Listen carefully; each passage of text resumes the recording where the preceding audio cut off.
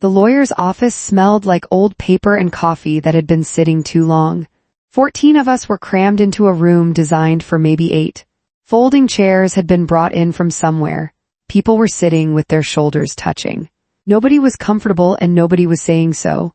My Uncle Robert had taken the chair directly across from the lawyer's desk. Center position. The power seat.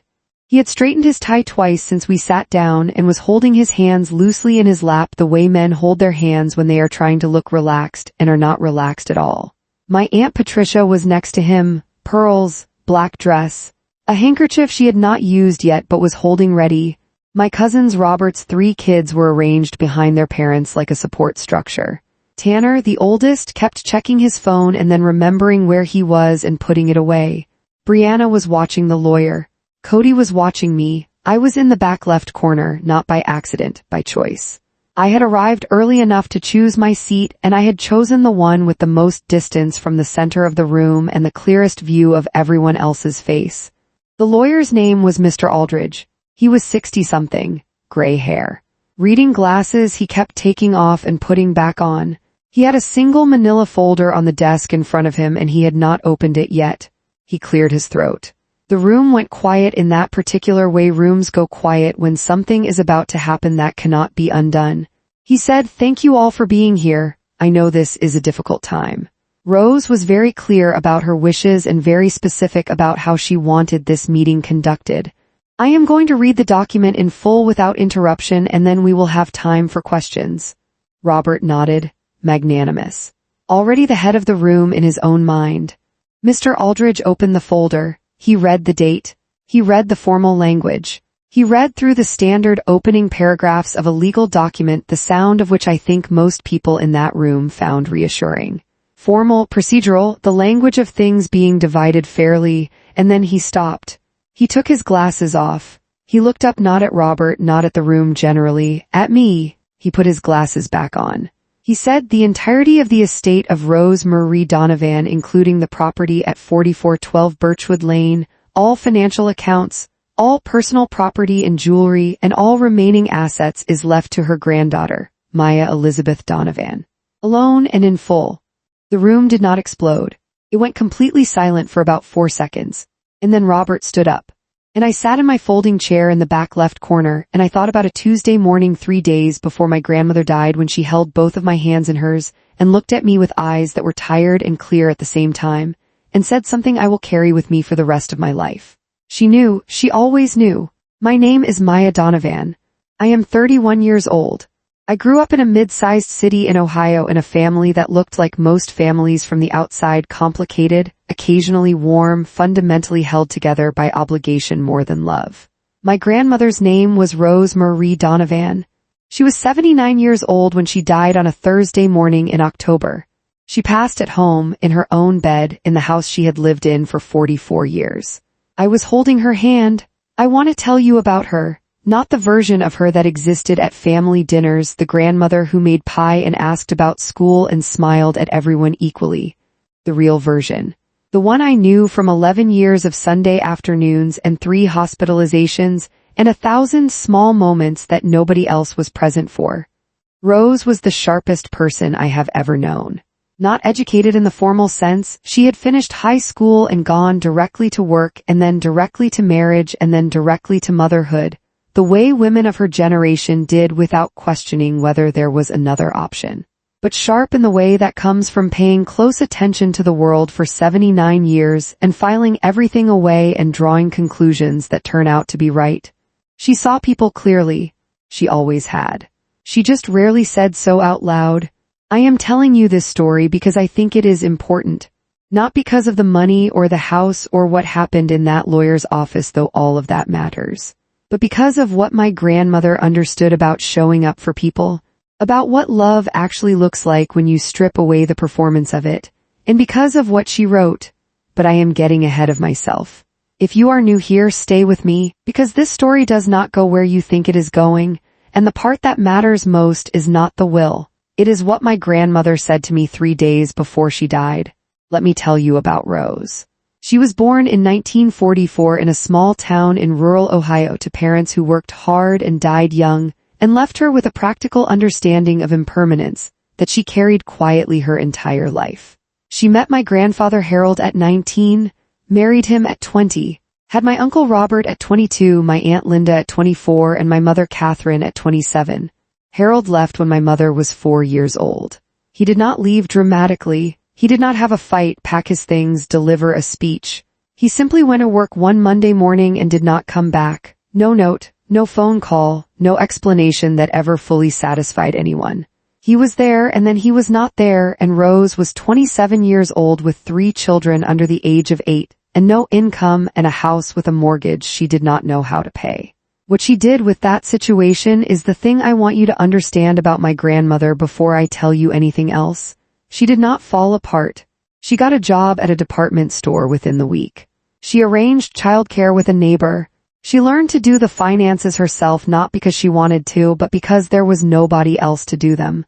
She made the mortgage payment every month. She raised 3 children. She put all 3 of them through school. She built a life inside the wreckage of the one she had planned. And she did all of this without bitterness that I ever saw or heard. That is what I mean when I say she was the sharpest person I have ever known. Not the absence of pain, she had plenty of that, but the ability to carry it without letting it make her smaller. To keep showing up for the people who needed her even when nobody was particularly showing up for her. I understood this about her from a very young age. I was 8 years old the first Sunday afternoon I spent at her house by myself. Not a family visit, just me, dropped off by my mother who had errands to run, expected back in 2 hours. Rose made me a grilled cheese sandwich and we sat at her kitchen table, and she taught me to play gin rummy, and we talked for 3 hours while my mother's 2 hours stretched into 5. My mother came back apologizing. Rose waved it off. I went home that evening and told my mother that Grandma was my favorite person. She laughed. She said she was glad. I meant it more than she understood. I started going every Sunday after that. Not because anyone made me, because I wanted to. Because Rose's kitchen table was the one place I could think of where I felt completely at ease, where nobody was performing anything. Where the conversation was real and the silences were comfortable and the person across from me was exactly who she appeared to be. I kept going every Sunday for 23 years. My Uncle Robert was the golden child. I say that not as a criticism of Rose, she was not the one who elevated him. He elevated himself, gradually and persistently, into the position of most important person in every room he entered. And most people in the family simply went along with it, because Robert was loud and confident and had opinions about everything. And loud, confident people with opinions about everything tend to get treated as authorities whether they have earned the designation or not. Robert was Rose's oldest. He had taken this fact, being born first, a thing he had no agency in, and built an entire identity around it. He was the man of the family, the decision maker, the one who knew best. He had a good job. Regional manager of something in manufacturing. Nice house in the suburbs. His wife Patricia matched his energy, completely polished, opinionated, and absolutely certain that whatever they had was the correct amount to have. They had 3 kids. Tanner, Brianna, Cody, all grown now. All fine in the way that people are fine when they have been given everything they needed without being asked to work too hard for it. Robert visited Rose on holidays and birthdays and the occasional Sunday when it was convenient.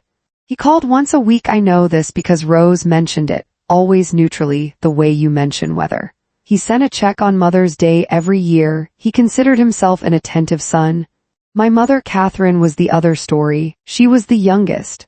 The one who had been 4 when Harold left and had perhaps felt that absence most acutely, though she never said so directly. She was quieter than Robert, less certain of her own importance. She had married my father, a decent, steady, unspectacular man named George, and they had built a modest life in the same city as Rose, which meant that my mother was the one who got the calls. The calls when the furnace broke, when the doctor needed to be called, when something needed to be picked up or dropped off or sorted out. When Rose was not feeling well and needed company, my mother answered every call.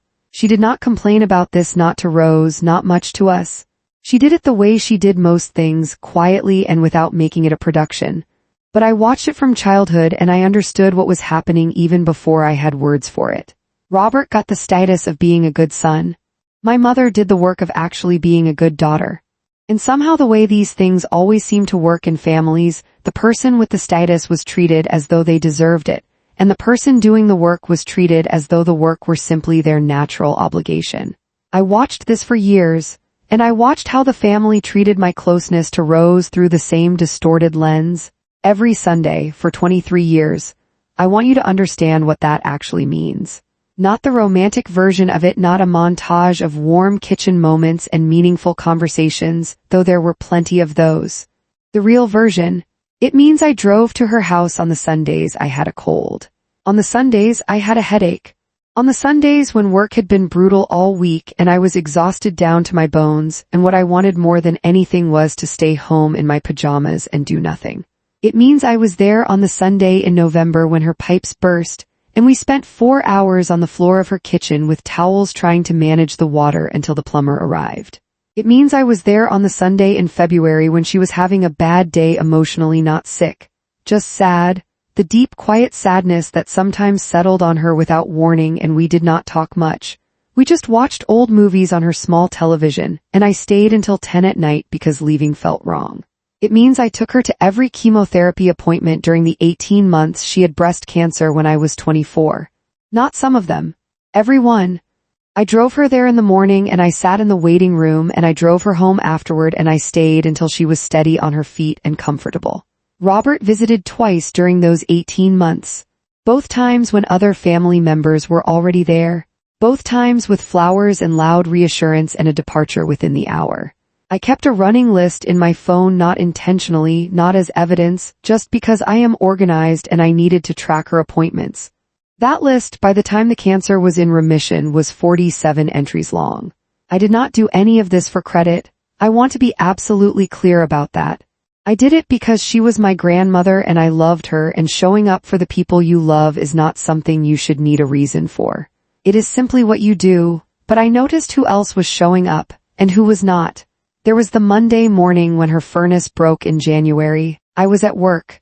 She called me because my mother was at a doctor's appointment and could not get there immediately. I left work. I drove to her house. I sat with her in her coat in the cold kitchen while the heating company said they could not come until Thursday, and I called 4 other companies until I found one who could come that afternoon. Robert's number was not called that Monday morning. There was the Thursday she called at midnight. I was asleep. I picked up because I always picked up her calls regardless of the time, because I had learned that she only called late when something was actually wrong. She was confused, disoriented. I stayed on the phone with her for 40 minutes until she was calm, and then I called her doctor's after-hours line, and then I drove to her house and slept on her couch.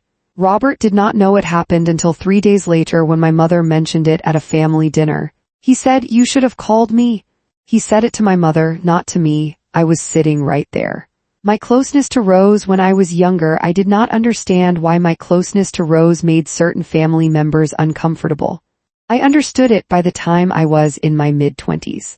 It made them uncomfortable because proximity to Rose meant proximity to Rose's approval.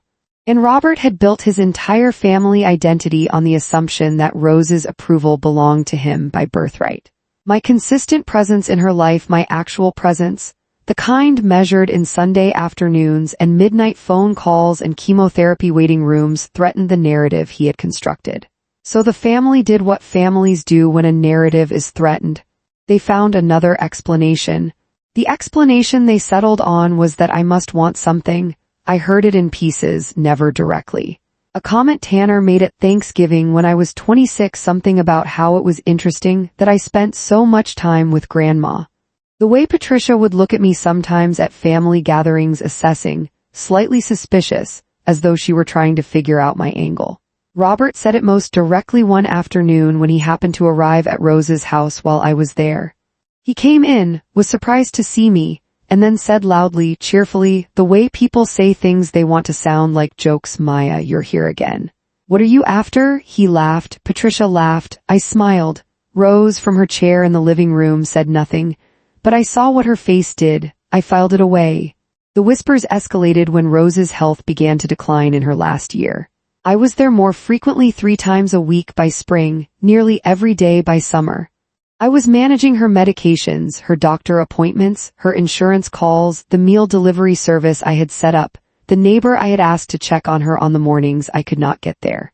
Robert visited twice in the first 6 months of that year. Once in July with Patricia and the kids, a Sunday lunch that Rose enjoyed and that Robert photographed extensively for reasons I did not ask about. Once in September alone for about 90 minutes. Between those two visits, I had been to her house 31 times. At a family dinner in August, Robert said he was concerned about how much time I was spending with Grandma. He said it with the practiced warmth of someone who has rehearsed how to say something unkind in a way that sounds caring. He said, "I just worry that Maya is taking on too much. And I think Grandma needs a variety of people around her, not just one person. It can create an unhealthy dependency." My mother looked at the table. I looked at Robert. I said, "I'm happy to coordinate a schedule if you'd like to add some visits." He said that was a good idea and he would look at his calendar. He did not add any visits. By January of her last year, Rose needed more help than any of us had fully acknowledged out loud. She was still sharp, still herself, but her body was slowing in ways that were not reversible. She tired easily. She needed help with things she had always done independently. She was not frightened about it. Rose was not a frightened person, but she was clear-eyed about what was happening and she had things she wanted to put in order.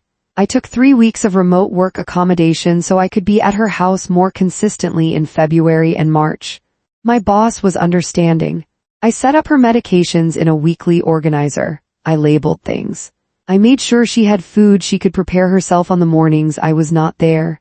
I sat with her doctor and asked every question I could think of about what to expect and what to watch for. Robert called my mother in March to say he thought we should consider a care facility. Rose found out he had said this.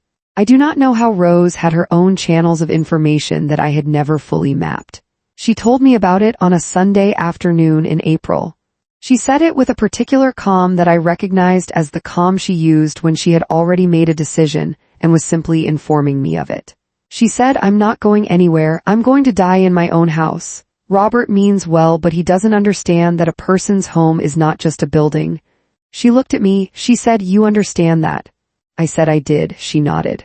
She picked up her tea. We sat quietly for a while. By summer, she was declining faster. The doctors were honest with me in the way doctors are honest when they respect you enough to skip the softened version. The timeline was months, not years. Possibly less. I did not tell the rest of the family the specific timeline. Not because I was hiding it, but because every time I tried to have a direct conversation about what was coming, Robert would redirect it into a discussion about logistics and Patricia would bring up the care facility again, and the actual conversation about Rose, about who she was, about what she needed would get buried under planning. So I stopped trying to have it with them. I had it with Rose instead. Every visit that summer we talked, really talked, about her life, about Harold and why she thought he left and whether she had ever forgiven him. About her children and what she had wanted for them and what she felt she had given them and what she felt she had not. About what she believed happened after you died and whether it frightened her. It did not frighten her. She said, "I've had a good life, not an easy one, but a good one. The difference matters." I agreed. She said, "I've also paid attention. My whole life I paid attention. I know what happened in this family and I know who showed up and I know who didn't. I want you to know that I know." I said, "Grandma, that doesn't matter to me." She looked at me with those clear, tired eyes. She said, "I know it doesn't. That's one of the reasons I'm telling you."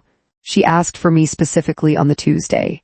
My mother called me at 7 in the morning. She said Rose had asked for me by name. She said to come as soon as I could. I was there by 8:30. Rose was in her bed. She had been mostly in her bed for the past 2 weeks. The room was quiet and the curtains were open the way she liked them and the morning light was coming in at a low angle across the blanket. She was awake. She looked tired in a way that had gone beyond the physical. I sat in the chair beside her bed. I took her hands in mine. Her hands were thin. I had known those hands my whole life, the specific texture of them, the rings she always wore, the way she held on. She said, "I'm glad you're here." I said, "I'm always here." She smiled, just slightly. We were quiet for a few minutes. I did not try to fill the silence. I had learned from 23 years of Sunday afternoons that silence with Rose was not something that needed filling. Then she said, "I want to tell you something." I said, "Okay." She said, "I have been watching this family my whole life. I have watched who shows up and who performs showing up. I have watched who loves people and who loves what people can do for them. I have watched my son take credit for a family he barely participated in building, and I have watched your mother do the work without asking for recognition, and I have watched you." She stopped. She took a breath. She said, "I have watched you show up every single time, not because anyone was watching, not because you wanted anything, because that is who you are." I said, "Grandma," she said, "let me finish." I let her finish. She said, "I want you to know that none of it was invisible to me, not one Sunday, not one midnight phone call, not one chemotherapy appointment, not one Monday morning with a broken furnace. I saw all of it. I have always seen all of it." She squeezed my hands. She said, "And I want you to know one more thing. Everything I have is yours, not because you were here for it, not as payment, not as reward. Because you are the one who understood what I was actually trying to show everyone." I said, "What were you trying to show everyone?" She was quiet for a moment. Then she said that love is not something you announce, it is something you do. Quietly, consistently, without requiring an audience. She looked at me. She said, "You already knew that, you have always known that, and that is why." I sat with her for 4 more hours that morning. We talked about small things mostly after that. Her garden and what she wanted done with it. A recipe she had never written down and wanted me to have. A story about her own grandmother that she had been meaning to tell me for years. She died 3 days later, on a Thursday morning in October. I was holding her hand. The service was held on a Saturday. The church was full. Rose had lived in the same city for 50 years and had known a great many people, and they came neighbors, former colleagues, people from her church, friends whose friendships stretched back decades. The pews were full in a way that said something real about who she had been in the world. Robert gave the eulogy. He spoke for 12 minutes. He talked about her strength and her warmth and her dedication to family. He talked about Sunday lunches and holiday traditions and the lessons she had taught him about hard work and perseverance. He cried at 2 points genuinely, I think. Whatever Robert's failures as a son, his grief was real. I did not speak at the service. Nobody had asked me to, and I had not offered. I had already said everything I needed to say 3 days earlier in a quiet room holding her hands. I sat in the second row. My mother sat next to me. We held hands through most of the service. At one point I looked down the row and saw Tanner scrolling his phone under his jacket. I looked away. After the service there was a reception at Robert's house. Large, catered. Patricia had organized it with her characteristic efficiency. There were photographs of Rose arranged on a table near the entrance. Most of them were from family gatherings, holidays, birthday parties, the kinds of events everyone attends. I found one photograph on the table that I did not recognize. Rose at a kitchen table, laughing, her head thrown back, completely unguarded. The kitchen was hers. I recognized the yellow curtains. I was sitting across from her, barely visible at the edge of the frame. Someone had taken it from across the room. I did not know when or who, but there we were, one of 1,000 ordinary Sunday afternoons, accidentally documented. I picked up the photograph. I put it in my bag. Nobody noticed. The meeting was 2 days after the funeral. Mr. Aldridge's office, 14 family members, folding chairs, coffee that had been sitting too long. I have already told you what happened when he read the will. What I have not told you is the 4 seconds of silence before Robert stood up. In those 4 seconds I watched 14 faces. I watched the information travel from ear to brain to expression in real time across 14 different people. I watched Robert's face go through the particular sequence of a man who has just had an assumption he did not know he was making proven catastrophically wrong. Then he stood up. He said, his voice controlled but with something underneath it that was not controlled, "I'd like to understand the basis for this." Mr. Aldridge said, "There is an accompanying letter, written by Rose in her own hand. Witnessed and notarized. Would you like me to read it now, or would you prefer?" Robert said, "Read it." Mr. Aldridge looked at me. I nodded. He picked up a separate piece of paper, single page. Rose's handwriting. I recognized it before he read a single word, the particular loops of it. The way she crossed her T's. He began to read. "To my family, I want to explain my decision not because I owe an explanation but because I believe in saying things clearly, and I do not want what I have chosen to be misunderstood. I have 3 children. I love all 3 of them. I want that stated first because what comes next is not about love. It is about something different from love. It is about attention. My son Robert has told people his whole life that he is a devoted son. He has believed this about himself. He has performed it at holidays and birthdays and family gatherings for decades. I watched him perform it. I also watched what happened between the performances. I watched who called on an ordinary Tuesday. I watched who came when nothing was happening, no audience, no occasion, no reason except that someone might need something. My daughter Catherine showed up her entire life without asking for recognition. She drove me to appointments. She answered calls I did not want to make to anyone else. She sat with me through things that were not easy and did not make them into stories she told later. I see her. I have always seen her. And then there is Maya. Maya has been coming to my house every Sunday for 23 years. Not most Sundays, every Sunday. She has been present for 47 chemotherapy appointments, 3 hospitalizations, 1 burst pipe, 1 broken furnace in January, and more midnight phone calls than either of us has counted. She has never once mentioned any of this as evidence of her devotion. She has never asked me for anything. She has simply shown up. I want to be clear about why I am leaving everything to her. It is not payment. Maya would be the first to tell you she did not do any of it for payment, and she would be telling the truth. It is not because I love her more than my other grandchildren. Love does not work that way, and I have never believed it does. It is because of what she understands. She understands that showing up for someone is not a grand gesture. It is a Tuesday morning. It is a midnight phone call. It is sitting in a waiting room reading a magazine while someone you love gets chemotherapy and then driving them home and making sure they are comfortable before you leave. It is the accumulation of 1,000 small, ordinary moments that nobody photographs or posts or announces. That understanding is rarer than money, rarer than a house, rarer than anything I could leave anyone. I am leaving Maya what I have because she already has what I most wanted to give her. I am leaving it to her because she is the one who will understand what to do with it, not with the money, not with the house, but with the time she has left. With the people who need her, with the ordinary Tuesdays. To Robert, you are my son and I love you, but love is not the same as approval, and I hope you will spend some time understanding the difference. To Catherine, you have spent your whole life showing up for everyone. I see you. I have always seen you. I am sorry it took me this long to say so out loud. To Maya, you already know what I want to say. You have always known. Just keep going. With love, Rose Marie Donovan. Mr. Aldridge put the paper down. The room was silent. Not the tense, loaded silence of before the reading. A different silence. The silence of people sitting inside something true that has just been said out loud for the first time. Robert sat back down, not dramatically, not in defeat, just sat down, his hands in his lap, looking at the floor. Patricia reached over and put her hand on his arm. He did not move.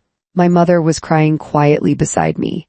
Not sad crying, the other kind. I was not crying. I was thinking about a Tuesday morning in January, a broken furnace, a kitchen so cold I could see my breath. Rose in her coat at the kitchen table watching me call heating companies one by one until I found one who could come that day. She had made me tea while I called, set it next to my phone without saying anything. I had not thought about that morning in years. I thought about it now. I thought about her handing me that cup of tea in that cold kitchen, and I understood in a way I had not fully understood before that she had been watching. All of it. All along. She had been watching, and she had remembered everything, and she had written it down 3 months before she died so that it could be read out loud in a room full of people and could not be unsaid. That was Rose. That had always been Rose. 6 months have passed since that morning in Mr. Aldridge's office. I want to tell you what happened with the house first because I think it matters. I did not sell it. I know that might surprise you. It is a house in a neighborhood that has appreciated significantly over 44 years. People told me gently, then less gently, that it would be financially sensible to sell. That a single woman in her early 30s does not need a 4-bedroom house. That the practical thing was to take the money and move on. I moved in, not because of the money or the lack of it. Because it is the house where Rose made me grilled cheese on a Sunday afternoon when I was 8 years old and taught me gin rummy and let the 2 hours stretch into 5 without making my mother feel guilty about it. Because her kitchen still has the yellow curtains. Because some things are not about the practical decision. The family situation is what you would expect and also not what you would expect. Robert did not speak to me for 2 months. I did not reach out, I did not explain or apologize or try to smooth things over. I had not done anything that required explanation or apology. He called me on a Tuesday evening in December. He did not apologize in any formal way. He said, "I've been thinking about what Mom wrote." Long pause. "I think she was right." That was all. I said, "I know." We talked for 11 minutes about nothing important, his grandkids, the weather, a restaurant he had been to. When we hung up, I sat in Rose's kitchen, my kitchen, at the same table where I had spent 1,000 Sunday afternoons, and I thought about what it costs a person like Robert to make a call like that. It costs something. I am willing to give him credit for that. My mother and I are closer than we have ever been. Something about what Rose wrote about being seen, about Catherine spending her life showing up without being acknowledged, opened something between us that we had both been working around for years. We talk differently now, more directly, more honestly. She comes to dinner on Sundays. We play gin rummy sometimes. I am not going to tell you that my grandmother's death resolved everything. That would not be true, and I have no interest in telling you things that are not true. Some family relationships are irreparably changed. Tanner has not reached out. Brianna sent a brief message 2 weeks after the will reading that was polite and said nothing real. These are losses. I feel them as losses, but here is what I keep coming back to. Rose spent 79 years paying attention, not to the performances, not to the grand gestures and the holiday photographs and the eulogies. To the Tuesday mornings, to who showed up when nothing was happening, to what love looks like when it is not being watched. She saw it. She wrote it down. She made sure it could not be unsaid. And what she wrote was not about the money or the house. It was about something that cannot be put in an envelope or read by a lawyer. She wrote, "Love is not something you announce. It is something you do, quietly, consistently, without requiring an audience." I have that sentence written on a piece of paper that I keep on the kitchen windowsill, next to the yellow curtains. I read it sometimes when I need to remember what I am doing and why. What I am doing is simple. I am showing up. For my mother on Sunday evenings. For my friends when they need someone and it is not convenient for me. For the people in my life who will never make the front page of anything and who need someone to answer the phone when they call at midnight. I am showing up the way Rose showed me. Quietly, consistently, without requiring an audience. She left me a house and a savings account and 44 years of yellow curtains. But the thing she actually left me, the thing that matters, I had already been given. I received it one Sunday at a time for 23 years, sitting at her kitchen table, drinking her tea. Becoming, without fully realizing it, the person she had been trying to show everyone it was possible to be. I hope I am doing her justice. I think about her every Tuesday. If this story moved you, share it with someone who needs to hear it today. Subscribe for a new story every single week. And tell me in the comments who is the person in your life who shows up quietly, without an audience, every single time. Leave their name, they deserve to be seen.